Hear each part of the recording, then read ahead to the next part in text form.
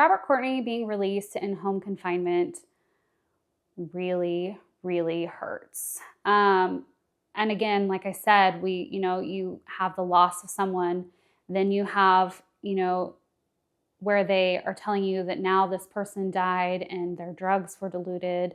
And then you have, again, a third time, someone telling you, oh, this man that did this to your mother is now going to be released, from prison early. It's heartbreaking. And I've said it before, I'm one of thousands of people that feel this way. There are so many families that have been impacted, and I'm just like, how could you let this man go home?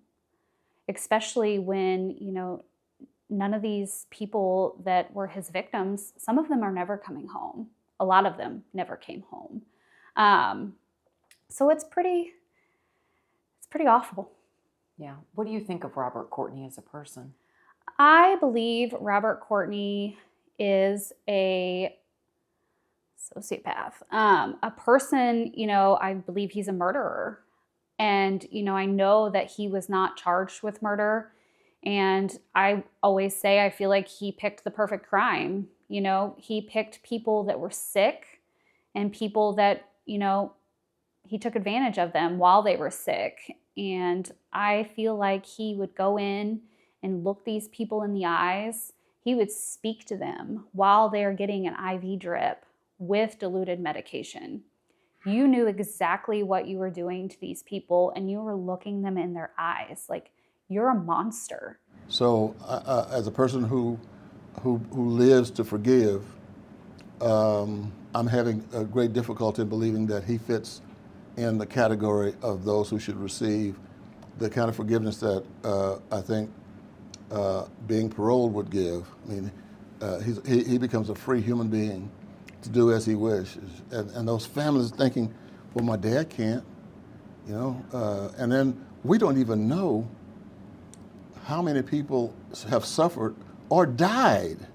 And they didn't know what happened. Is things just go wrong for people in the medical world. I've had a number of surgeries. Things go bad sometimes. It's a practice of medicine, and so we know that there's no such thing as 100% cures.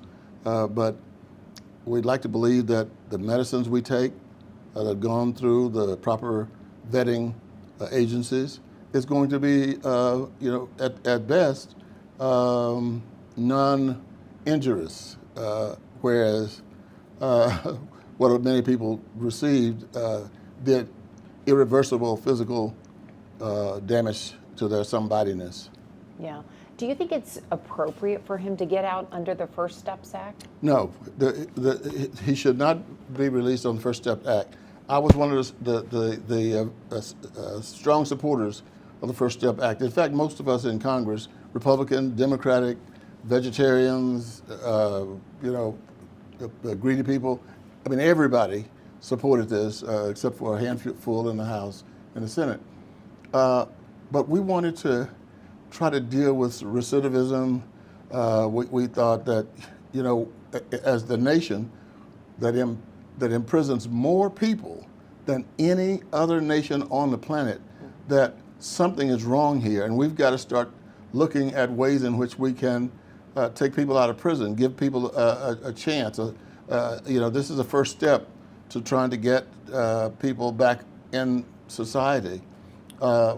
And I still support that. If it came to a vote next week, I'd vote for it again. However, I'm not sure at all that I can put Mr. Courtney in the category of somebody who should benefit from the First Step Act. I just cannot accept that, and I can guarantee you that 95% of the men and women who voted for this would be with me on this issue. Do you consider him a violent criminal? And I think that's where the nuance is. He's tampering with drugs, he's adulterating drugs. They're not your traditional violent crimes. Sometimes I think we have to re-examine the whole word violent. And the reason I'm saying that is violence can come in more ways than shooting somebody or stabbing somebody. I think we did not have many examples in the United States of somebody really doing damage to people through prescription medicines. And so it probably gave the prosecutors some chest pains. You know, it's like, oh my goodness, what do we actually charge him with?